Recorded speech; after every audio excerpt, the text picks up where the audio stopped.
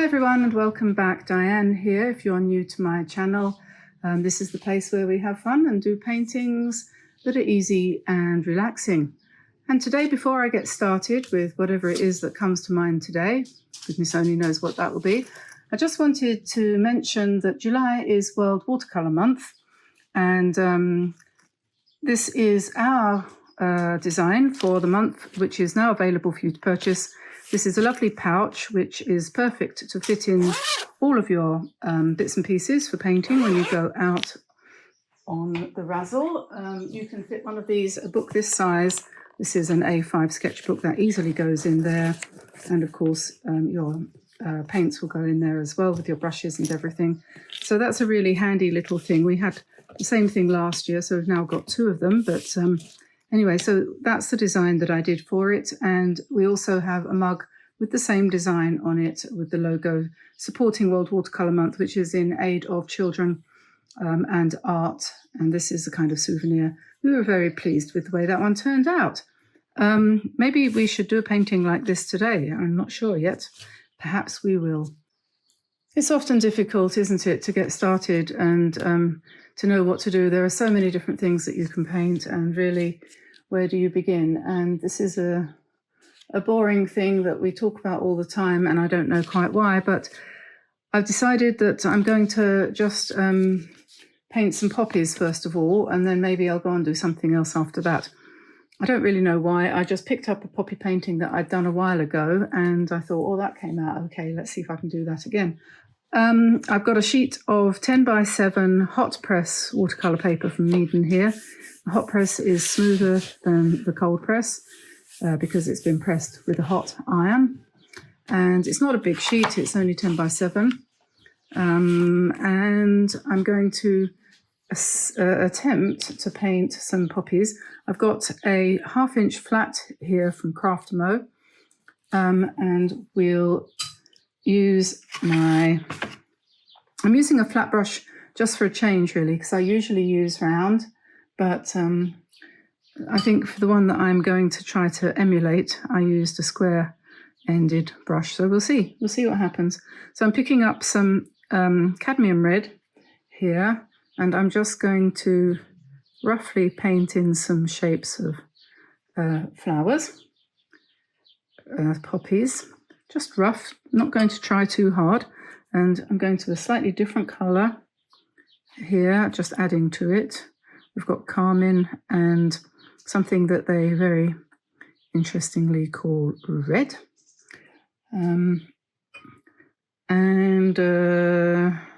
rose madder we have here, so we'll put another one down here with a little bit more pink in it. And I'm trying to kind of let my hand shake a little bit. Not always difficult, but obviously when you're trying to make these things happen, it doesn't always work. So we'll do that, and then we'll put a bud or two, just a little bit of red, and we're going to come back with some green in a second. I don't know whether I've made these quite big enough, so I'm going to come along and make them a bit bigger by adding some more petals on the outside. And you can see that the squareness of the brush is kind of adding to the shape of the poppy a bit. And I'm going to paint these, and then I'm going to go over it with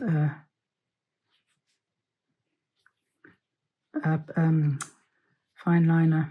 Well, I'm not sure. It would probably be a Tombow, you know, a calligraphy pen, one of the ones that goes thick and thin. This needs to be bigger because it's in the front. So we'll do that. And the actual shape of it I will do with black, probably, the ink. And if I'm sounding a little bit confused, it's probably because I am. So then I'll switch to a round brush. This is probably too big, but hey, whatever. This is a size 9. This is a Drawwell Maestro brush from Japan, which you're quite familiar with. And I'll move this round so you can see the greens. We're going to want to use some dark greens. And it doesn't have to be realistic, but this is forest green, which is one of my favorites. And probably add a bit of something a little bit lighter to that as well as well. So let's just do this. We'll put in the stems.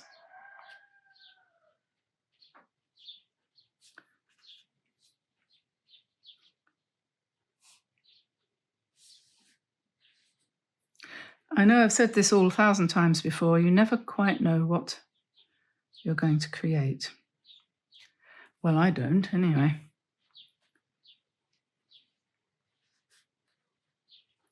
You never know. So you can plan and you can try, but don't be disappointed if it doesn't work out the way you think. And somebody said the other day, I think I read it somewhere, when you've finished a painting, don't judge it. I've got a fly that's like, go away, you'll die. Don't judge it. Give it some space so that it can develop, and then come back and give it a fair chance, if you see what I mean, because it's not fair to the painting. If you think of it like that, I think that's quite helpful.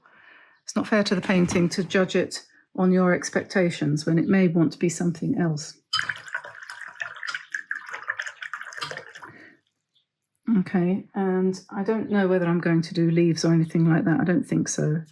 We'll pick up some yellow, perhaps, and just add a little bit of yellow or lighter green to the bud areas.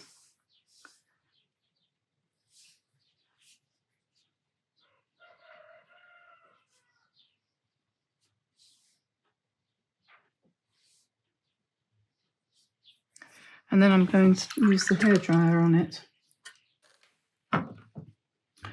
Okay, so we'll pick up some black now. I've turned my paints round again. And we'll just put in some nice dark centres to make them look like poppies, sort of. And then I'm going to grab my pen, which is a Tombow Fudenasuki brush pen, which has the ability to do wide and narrow lines. If you haven't tried this pen, it is quite fun. You can do narrow lines like this, or you can do wide lines like that using the same pen. So it's obviously meant for, you know, calligraphic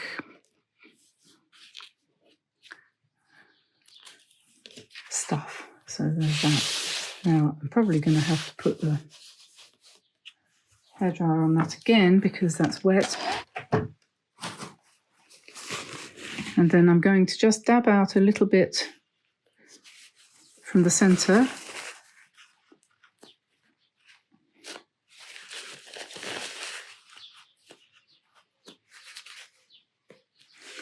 Give a little bit of light. And yes, so now we're going to go over the whole thing in line.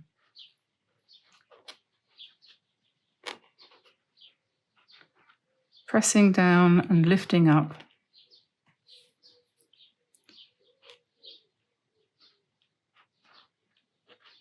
And I'm not really trying to reproduce anything here.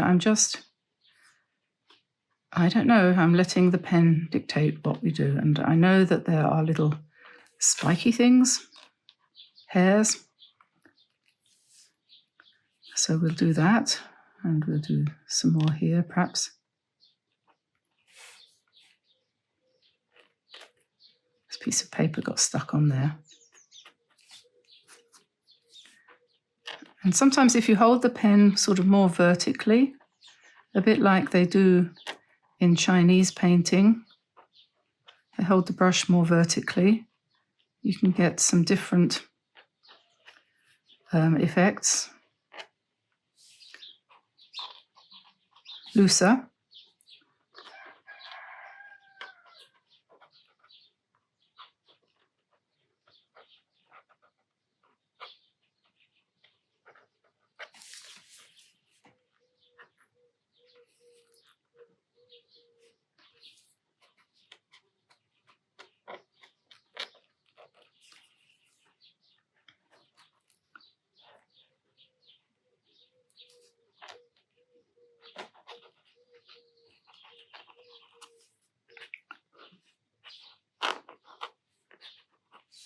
There are definitely days, aren't there, where it doesn't matter how hard you try and you talk to yourself and you say, I'm going to do some painting today. And then you start and you think, oh, I don't know why I bothered. I think I'm going to sell all my equipment. You know, we all have those days. Why do I actually waste my time doing this? But don't think like that. If you can possibly avoid it, try to relax a little bit into it. And allow yourself to just do it. And this is me talking to myself again, as usual, because I'm terrible.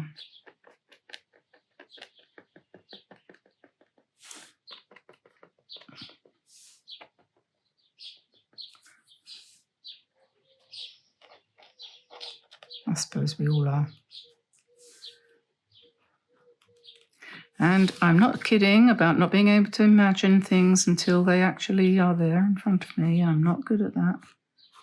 But that doesn't matter. And somebody said, oh, it must be very hard to not have that ability. But I tell you what, I realized after we've been talking about that a little while, it's actually a good thing, because you know how some people are plagued by memories which they can recall of things that happened, like terrible things, like having a car accident or when someone dies, and they can bring the whole thing back to memory. Who wants to be able to do that?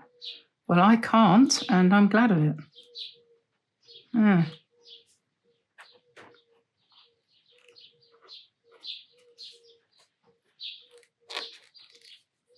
So anyway, so I think I'm probably more or less done here.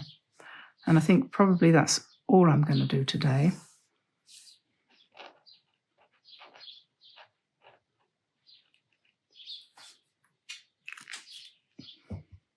Oh yes, I might come along with some white.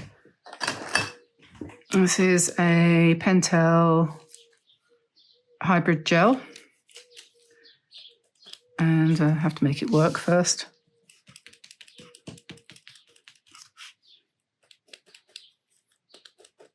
Oh, I tell you what, I wonder whether that the white from the acrylic pens would do this job better. You remember we were looking at these the other day, and I was getting very excited about them.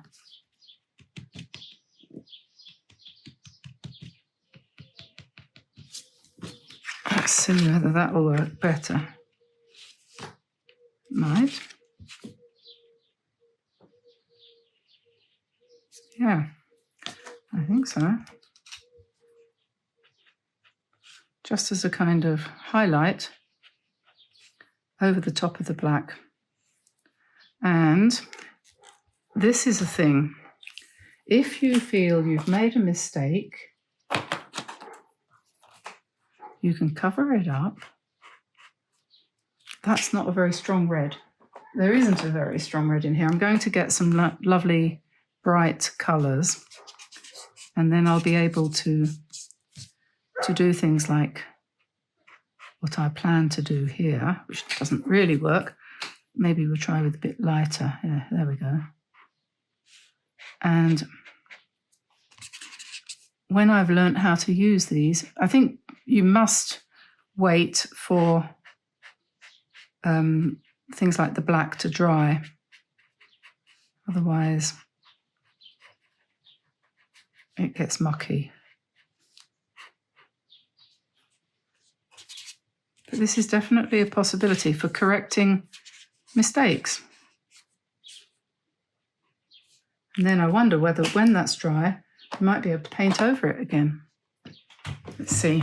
Okay, we'll pick up some nice bright red again.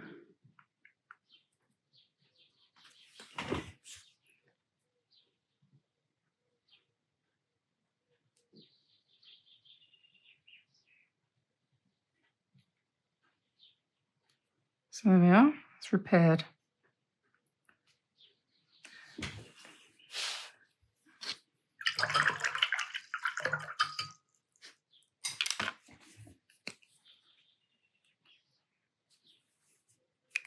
You wouldn't know anything had gone wrong, would you? There we are.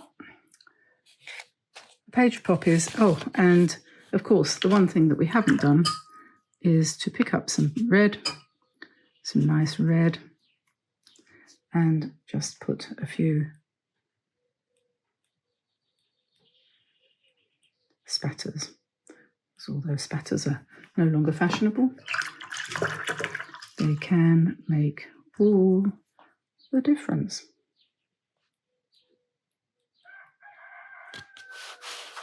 Okay, so there we are, one quick painting.